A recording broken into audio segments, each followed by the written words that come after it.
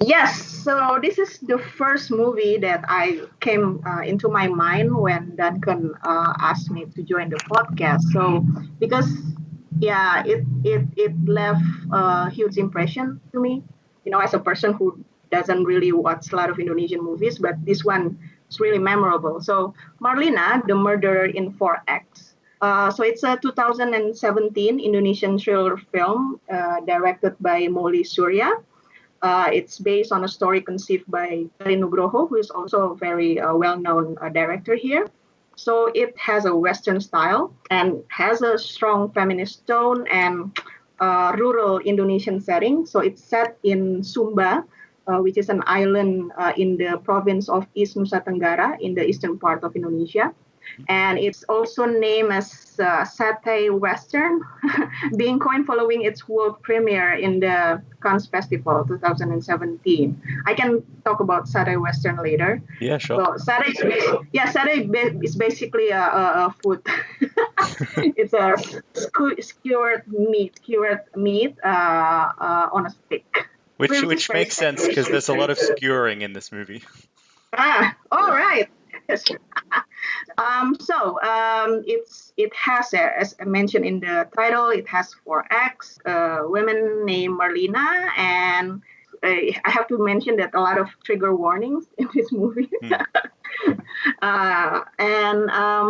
the acting was fantastic. The production value is top notch. And if you like movies with very beautiful landscape and also cinematography, I think you will really really enjoy this movie. And the plot is exciting. I don't remember getting bored watching this movie. It kept me glued to my seat. And even I watched this with some of my friends, and we were just like, there are a lot of voices coming out because there's a lot of things that makes you, oh my God, did they just do that? Did she just do that? Something like that. So yeah, it's quite an empowering movie for me. I think so. Yeah, the feminist content now. But yeah, it's a movie that however, you need to have like a certain mood to watch this because it's quite heavy, the theme. And yeah, I think we can discuss the details later in the questions. Yeah, absolutely. Thanks, Silvana. And I guess we can just say the basic start of the movie is it's about a lady named Marlena who runs a farm. A group of men or a group of criminals break into her house and threaten to steal all her livestock, and say, we're also going to rape you. So it's pretty intense. There's threats of sexual violence and sexual violence in the film. So we do need a content warning for that. They demand that she cooks dinner for them, and she poisons the dinner, kills them all, and then there's one left that she cuts the man's head off with a machete. And that's the start of the movie. So that's a strong imagery right there. Yeah, especially when she was standing in the middle of the road with that. It's pretty violent. Yeah, it's a mix of really simple, it's a very quiet film at times, but then there's flashes of violence and flashes of intensity, and a lot of tension. There's very tense scenes, so it's a whole mix of things. But yeah, I agree, it's really effective. I was glued to the screen the whole time. It's a really compelling movie and a really different film. I feel like I've never seen a film like this, which is pretty big compliment. What did you think, Matt? Did you get a chance to see Marlina? Yep. No, I watched it earlier today. And yeah, I agree with you. And you definitely get the Western vibe with it, especially with the score, as well as kind of I would say the movie is very patient, which I enjoyed. In kind of just how it rolls out its scenes and just lets kind of the landscape and the score take over as you just kind of scan over Marlina and her journey throughout the film. It has, I would say, yeah, a movie's not quite that you've never quite seen before. It definitely has for me, it had some Tarantino vibes a little bit. With kind of the slow, deliberate pacing of the movie, the building tension to sudden acts of violence, but it's also it's like Tarantino like also invoking like all the old westerns he would watch. So it's like you're playing on playing on playing. With his attempt, with the attempt at like an Ennio Morricone score behind it as well. So yeah, so I really enjoyed that aspect of it, and it's kind of just like slow, deliberate nature, without being boring or overlong. And yeah, just kind of the each like individual stories and scenes that make up kind of the 4 acts of the film. Yeah, speaking to sort of the Western style, there's a lot of long camera shots where the frame will be still and it will just be looking at one image, often from very far away, like looking at a little car traveling along a forest road, or looking at a house in the distance as 2 people enter it, or just looking at people eating and looking at their different expressions changing, and the camera will just be dead still. And as the tension builds, and then suddenly an act of violence will occur and it'll become more frantic. So I thought that was, definitely a lot of allusions to Westerns. The image of a person on a horse riding through the desert, obviously a very iconic Western image. But yeah, you did mention this term satay Western, Silvana. Obviously, it's a Western, but in a landscape we don't usually associate with Westerns, which is Indonesia. So I guess I was curious what you guys thought were any other similarities to traditional Westerns that you noticed, or anything that's particularly different or unique about this as a Western. It's been a while since my last Western movie. I think it was True Grit. Just years ago. But yeah, I think the one similarity that I can pinpoint would be the tough or harsh environment. Zumba, it's almost unlike most of Indonesia territory or regions, because it's mostly savannah. And I think all the other island are mostly tropical forest and all. So the dry arid environment, the vibe, and I think Matt also mentioned about the background music. And yeah, it's all very much a very good combination, and also the rural and frontier, feel and remote setting, because it is really, really remote. In the eastern part of Indonesia is not as well developed as the western part. So Java, where I live, is the most developed, not province, but island.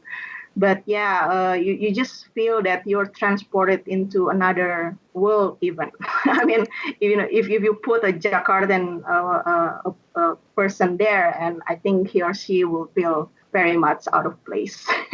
That's so interesting. Yeah, it reminds me that usually when I think of Indonesia, I think of big bustling cities or jungles. But yeah, I don't think of deserts, and it's a particularly unique desert. It doesn't look like an Australian desert or an Arabian desert. It's quite unique in its colors and its shape, and even its trees. Some of the trees are just very alien to me. I've never seen trees like that. But yeah, I think that distinguishes it. I think a few similarities to Westerns are obviously the very quiet, stoic protagonists. Like, you think of Clint Eastwood, The Man with No Name, just talks very little. The sort of the brutal society, these kind of robbers and rapers, traveling around in gangs, terrorizing villages. That's a bit of a Western trope. But I think it distinguishes itself definitely with the use of sort of Indonesian traditional music, traditional language, traditional dress, and also the fact that it's a female protagonist. It's not a man riding around, saving people and fighting people. It's a woman, and it's about her helping another woman. That's the central focus. So I went there, Zumba, 2 years ago. Yeah, and it's really, really, like a magical journey. So indeed, what came into my mind at the time, oh my God, this is where Marlina is filmed. Oh, really? Yeah. Yeah, all the rolling hills and everything. It's just really, really beautiful. It is beautiful. Although one thing that sort of disoriented me a bit was that I kept forgetting what time the movie was supposed to take place in, because it starts off with a guy on a motorcycle, so you think, okay, it's at least the 20th century, but then everything in the cabin is very traditional. They're just sitting in a wooden house cooking soup. But then once the murder has happened, she takes out a mobile phone and tries to call the police. So it Yeah, she keeps takes kind of out a just, cell phone. It's modern. yeah, it is. Yeah, obviously it takes place in modern times, but just that, I don't know, it just kept wavering back and forth between time periods for me. I couldn't quite pin it down. Yeah, I very much agree with Sorry. you. The cell phone really like cemented like, oh. I was honestly shocked when she pulled out a cell phone. Yeah. And it is like that, in reality. There's still a lot of traditional houses, even though the government, for some weird reason, trying to make the regions to look more modern. So they demanded the population, the people there, to change their traditionally. I forgot. I think they use like shoot. I don't remember the English name, but it's traditional roof. But the government want the people to use some more modern roof, which is weird because Yeah. it's the modern roof doesn't really does not it's not suitable for the environment. It just make everything hotter. Yeah, right. The government just wants to try a one-size-fit-all approach, but doesn't actually Yeah, make yeah, sense to yeah, the people there. Yeah, that makes yeah. sense. That's modernity, pretty much.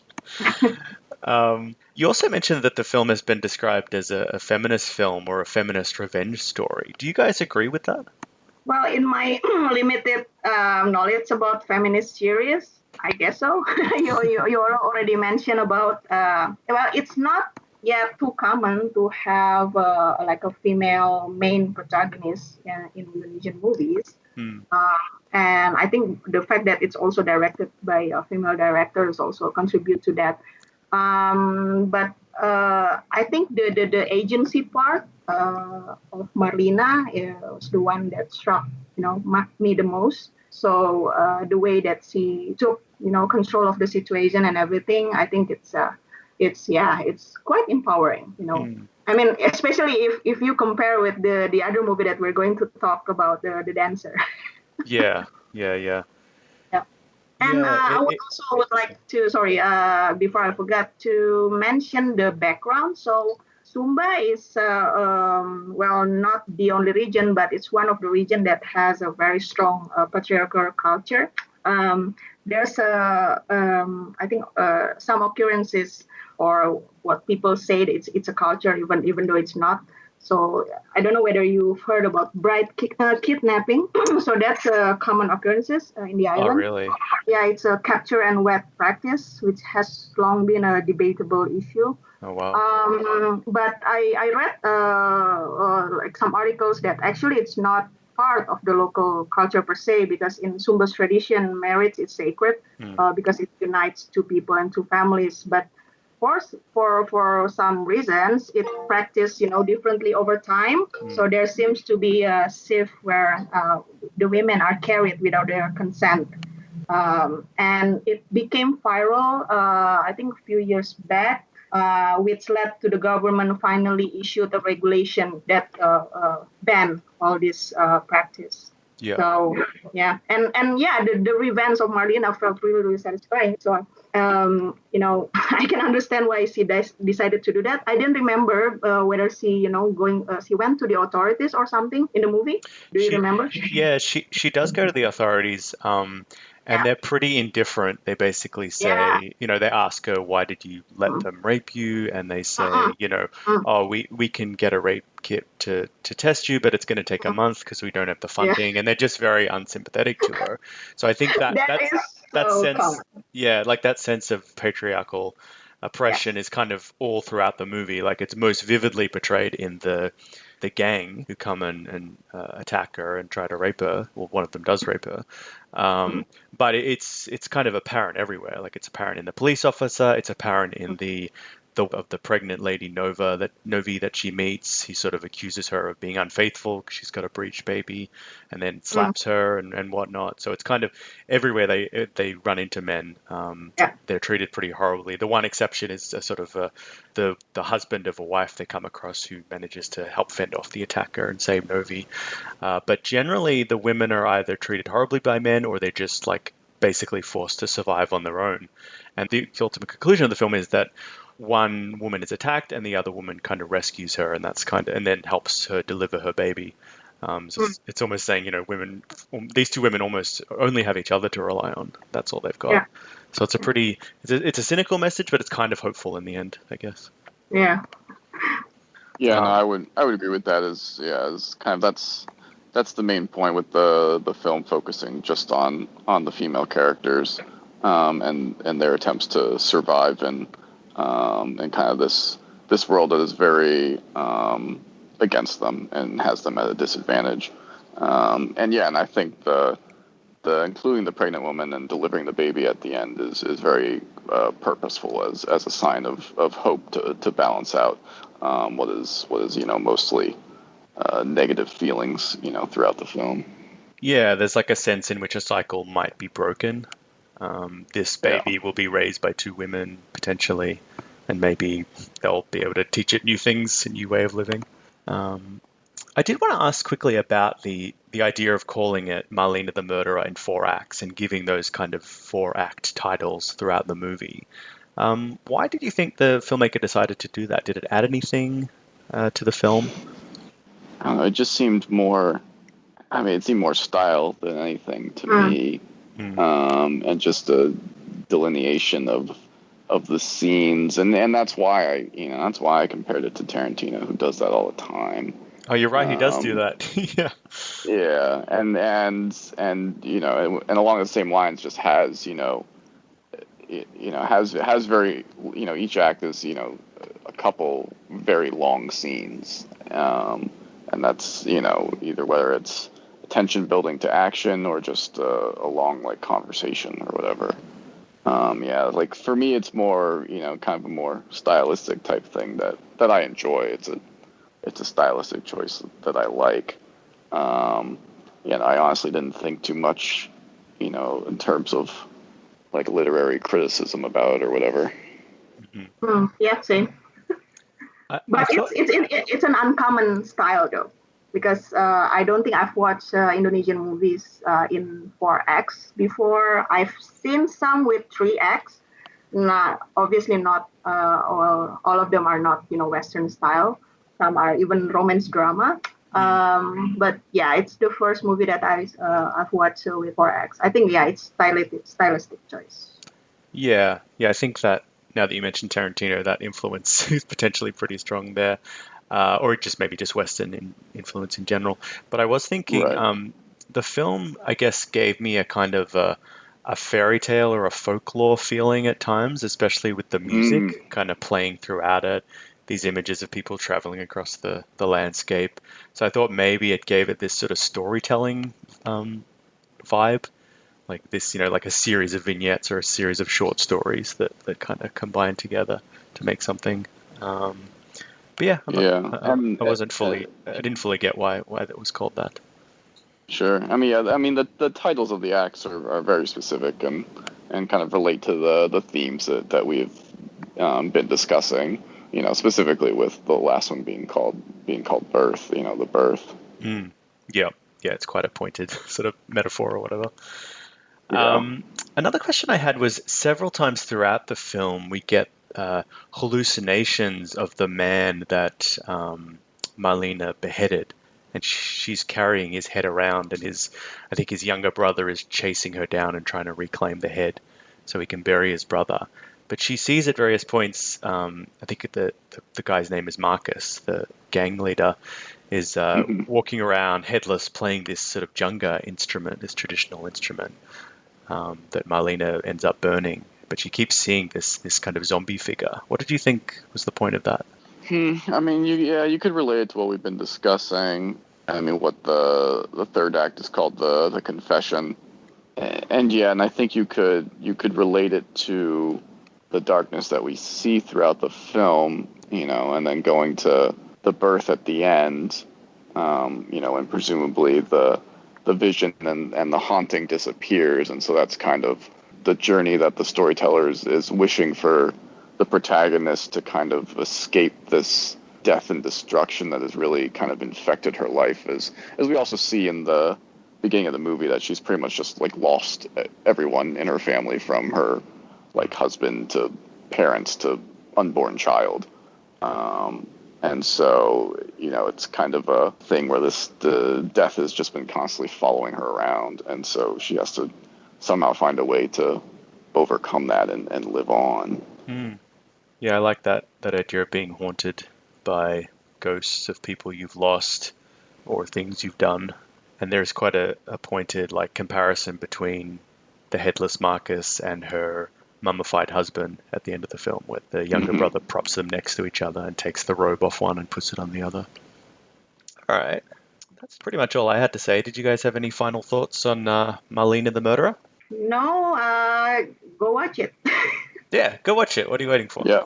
Yeah. Right, yeah, that would be my only thing. I would definitely recommend it.